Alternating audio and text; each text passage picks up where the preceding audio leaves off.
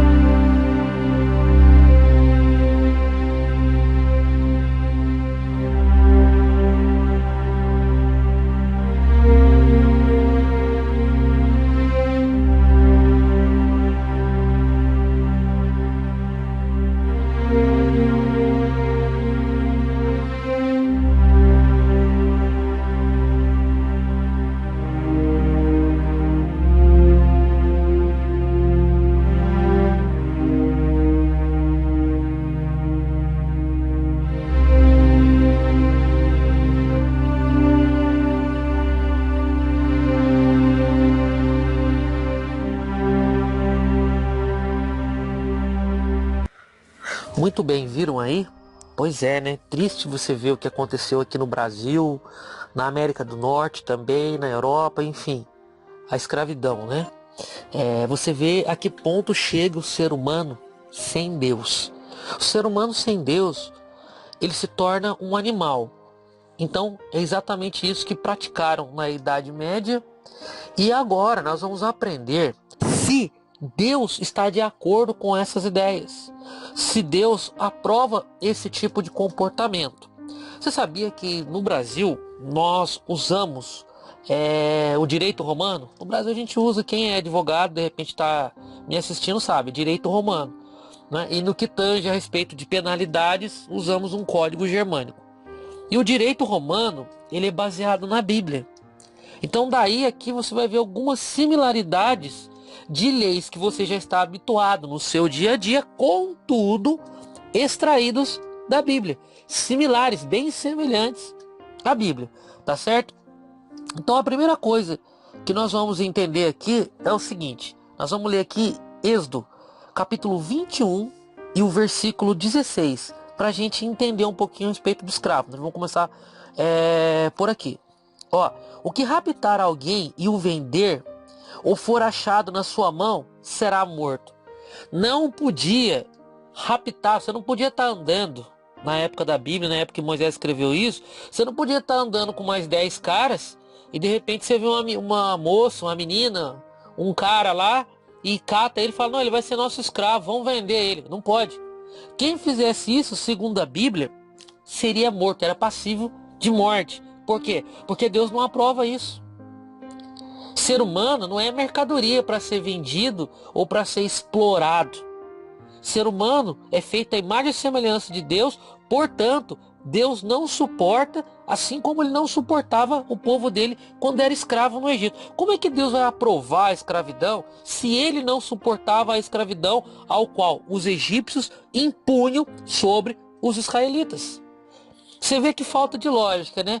Mas é só a gente colocar nossa cabeça para funcionar um pouquinho, que chegamos a um denominador comum. Então, como eu falei para você hoje, vai ser colocado todas as questões em pauta e você vai tirar essa dúvida, esse peso da sua consciência.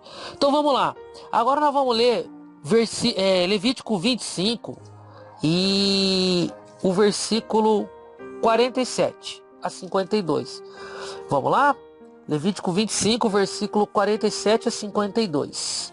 Diz assim, olha: quando o estrangeiro ou peregrino que está contigo se tornar rico e teu irmão junto dele empobrecer, vender-se ao estrangeiro ou peregrino que está contigo, ou alguém da família do estrangeiro.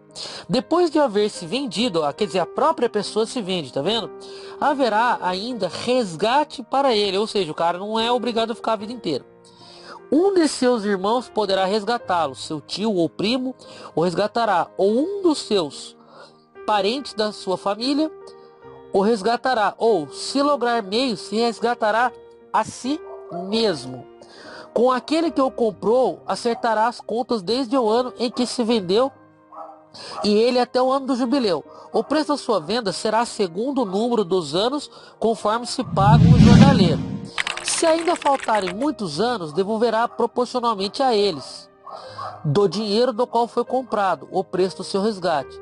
Se restarem poucos anos até o ano do jubileu, então fará as contas com ele e pagará, em proporção aos anos restantes, o preço do seu resgate. Ou seja, quando uma pessoa ficava muito pobre, ela empobrecia demais, ela mesma podia se vender. Embora a Bíblia tenha leis para não tornar as pessoas pobres, como por exemplo no vídeo anterior que eu gravei falando a respeito do dízimo, não é? A gente vê que o dízimo ele tinha um aspecto também para os órfãos, viúvos, né? Para os necessitados, para o pobre. Então o sacerdote dava aquele dízimo para a pessoa que tinha necessidades, mas mesmo assim havia pessoas que se tornavam extremamente pobres. O dízimo do pobre era dado no terceiro e no sexto ano. Era uma lei que Deus havia criado para não deixar com que a pessoa ficasse mendigo. Mas mesmo assim, havia pessoas que se tornavam extremamente pobres a ponto de poder ter que se vender para alguém.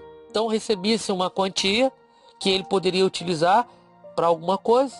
E depois, esta pessoa de qual ele se tornava escravo, ele trabalhava para essa pessoa e ali ele recebia moradia, comida e assistência. Aí é que tá, as pessoas acham que o escravo da Bíblia morava numa senzala. A senzala não foi Deus que inventou a senzala. Quem inventou a senzala foram os europeus para os africanos. Esse tratamento grotesco ao qual submetia um outro ser humano nunca teve respaldo ou apoio bíblico. Deus nunca quis isso. Mas então por que fizeram, pastor André? Fizeram porque quiseram. Não fizeram porque Deus mandou fazer. Vocês estão entendendo? Então, aqui nós já temos aqui o porquê as pessoas se tornavam escravos. É quando ela mesma se vendia, ela se encontrava numa situação de pobreza extrema. Então, agora nós vamos ler aqui, ó. Isso aqui é uma lei que já é aplicada em alguns países, mas deveria ser aplicada no Brasil. Eu, particularmente, agora nós vamos ler aqui Êxodo 22, versículo 3. Eu tinha assistência técnica, eu fui assaltado. Eu sei o que é perder tudo. Se o cara for pego, no máximo ele vai preso. Mas ele não precisa restituir nada. Ele não precisa trabalhar na cadeia para pagar pelo dano que ele me causou. E se eu sou um pai de família, todo em depressão, o meu filho pede um danoninho, não tem dinheiro nem para comprar, porque veio alguém e roubou tudo da minha loja. O que faz? Aí eu tiro minha vida e o cara fica lá comendo e bebendo no bom? Não, ele deveria ter que restituir. Inclusive, olha só o que a Bíblia fala, olha. Êxodo 22 e 3. Se, porém, já havia sol quando se deu, quem o feriu será culpado do sangue. Neste caso, o ladrão fará a restituição total. Se não tiver com que pagar, será vendido por seu furto. Ou seja, o cara roubou. Se ele não tem como pagar o que ele roubou, restituir, ele vira escravo.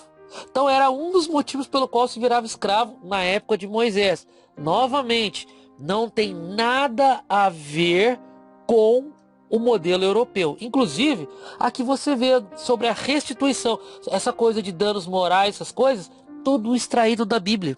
Tá vendo onde eu quero chegar? Você achou que Deus... Você talvez era um dos que achavam que Deus era carrasco. E está percebendo que o nosso Deus é bondoso. E está percebendo também que as pessoas que... A maioria delas, porque há pessoas na cadeia que se converteram ao Evangelho, mas a maioria delas andaram sem isso aqui, sem a lei de Deus. E por isso praticaram o que praticaram. Se tornaram como animais. Porque o homem sem Deus se torna um animal. Bom, agora nós vamos a mais um estudo de caso aqui, que está em Êxodo 21. E o versículo 20, olha, se alguém ferir com o bordão o seu escravo ou sua escrava, e o ferido morrer debaixo de sua mão, será punido. E como era punido? A punição era a mesma do versículo 16 de 21. Se alguém raptasse ou matasse alguém, seria punido com a morte. Então, não podia matar o escravo. Se você matasse, você morreria. Porque essa é a lei do talião, olho por olho, dente por dente. Inclusive, quero ler mais textos aqui, ó. O versículo 26 de 21, ó. Se alguém ferir o olho do seu escravo ou o olho da sua escrava e inutilizar, deixá-lo ergue a forro. Ou se desse um soco na boca do escravo e caísse o dente, ele estava automaticamente liberto. Não importava o quanto ele estava devendo. Não importava o tipo de instituição que ele havia de ter com aquele que era o seu dono. Ele era libertado. Então você comumente vê o negro preso a um tronco sendo chicoteado, tendo uma mão decepada, um pé decepado. É proibido isso pela Bíblia. Totalmente proibido. Deus condena. Tá certo? E agora nós vamos ver aqui o último estudo de caso nosso aqui, que é Deuteronômio capítulo 15. Nós vamos ler o versículo do 12 ao 15 e vamos encerrar o estudo. Ó, quando um dos teus irmãos, hebreu ou hebreia, te for vendido, 6 anos servir-te, mas no 7º despedirás forro. Ou seja, o cara não podia ser escravo a vida inteira. No máximo 7 anos. Aí ele tinha que ser liberto. Por quê? Porque já pagou a dívida dele. E quando de ti o despedires, forro não deixarás ir vazio. Liberalmente lhe fornecerás o teu rebanho, da tua eira e do teu lagar, daquilo com que o Senhor teu Deus te houver abençoado e darás. Lembrar-te-ás que foste servo na terra do Egito e de que o Senhor teu Deus te remiu, pelo que hoje isso te ordeno. Ou seja, quando o escravo ia embora, ele não ia com a mão na frente e outra atrás, não. O dono dele dava boi, dava ovelha, dava prata, ouro, comida, porque ele tinha que refazer a vida dele, ele tinha que recomeçar. Então ele não saía com uma mão na frente e outra atrás, não. Lembrou de alguma coisa? Sim, quando você é mandado embora no seu emprego, você recebe uma indenização baseada em Deuteronômio 15. Viram só como o nosso Deus não é ruim, ele é bom? Então vale a pena você começar a ler a Bíblia, orar, buscar e procurar entender a vontade de Deus. Deus abençoe e até o próximo vídeo. E aquele que ouviu a palavra de Deus, mas não viveu, sobre areia construiu e sua vida destruiu.